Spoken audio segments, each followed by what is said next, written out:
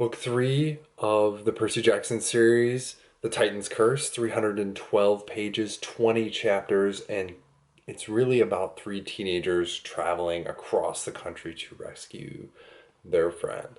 So, young adult fantasy novel, lots of mythology, just a giant adventure. And this is the main premise is that Annabeth is in trouble in this one. So it follows a similar framework of the first two books. So all three, there's five books total, but the first three all follow a similar framework, right? If it works, it works. Don't change it. So the Manticore shows up at a school where Annabeth and Percy are trying to, and I think Grover's there too. They try to discover some new demigods who are brother and sister.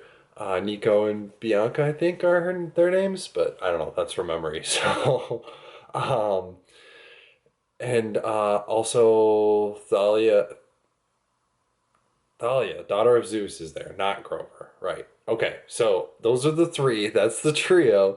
They show up at the school, and the Manticore is also there. I think he's like the principal or the vice principal. But, anyways, the Manticore shows up and attacks and steals, I think it's Annabeth, one of the main characters.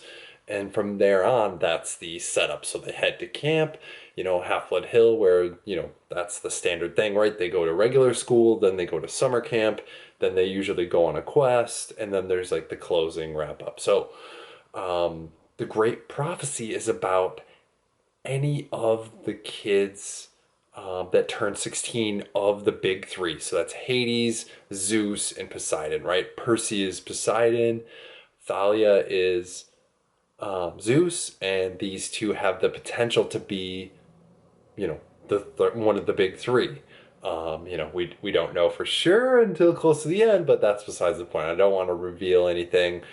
Artemis and the hunters show up at the school, and there's this whole like tension slash like just recruiting effort. Do you want to join? Yada yada. You can live forever. Good stuff.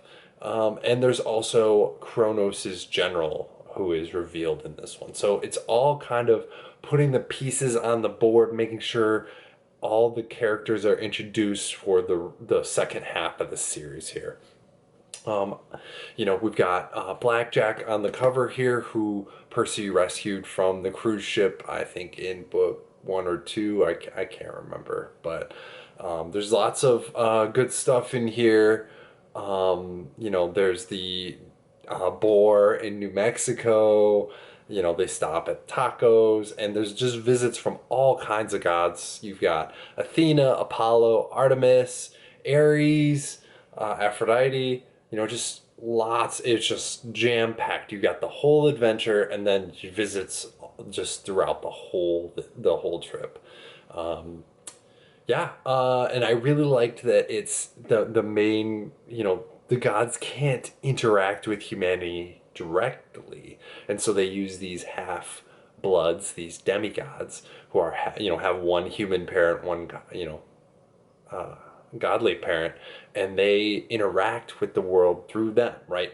This is what I'm hoping to accomplish. Go do this thing, but it's not as straightforward as that. They are always influencing, suggesting, right?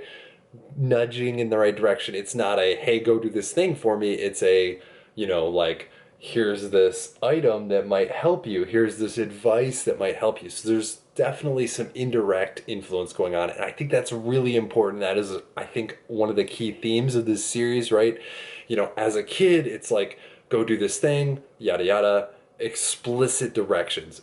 As a teenager or even as an adult, everybody has their own agenda and might be trying to influence you without knowing. So I think that's a really important thing to note. Things I liked about this book: we got to meet Annabeth's father. Very cool, really interesting. That was a fun scene. I also liked that they only hinted at Hercules' labors, right? They didn't straight up say, like, Hercules did this, Hercules did that, yada, yada, yada, right? This is, like, similar, but not exactly the same. And so, Percy has similar adventures and has similar, challenges, but it's not like, oh, well, Hercules did this. So It's referenced once or twice, but it's not like an exact copy. I don't know. Maybe it is. I haven't read the Labors of Hercules, so maybe it's word for word. I have no idea.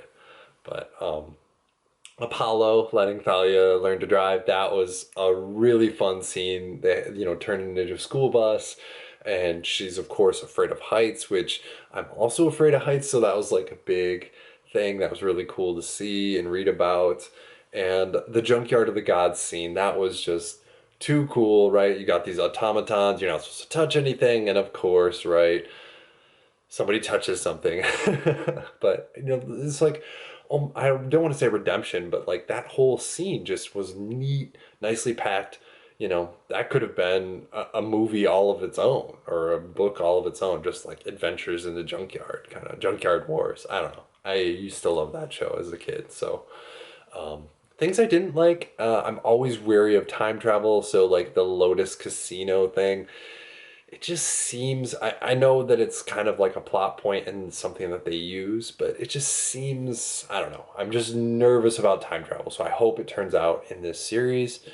And yeah, there's a really good quote from Athena, who is indirectly assisting the quest. There is always a way for those clever enough to find it. She's the goddess of wisdom, and she is suggesting that there might be another way. You just have to figure it out. So, right? She didn't give the answer, but she kind of gave a hint that it was possible, and go for it, kind of thing. So, this is book 3 of 5. Absolutely worth your time. Can't wait to read the next one. And remember to buy your books, you.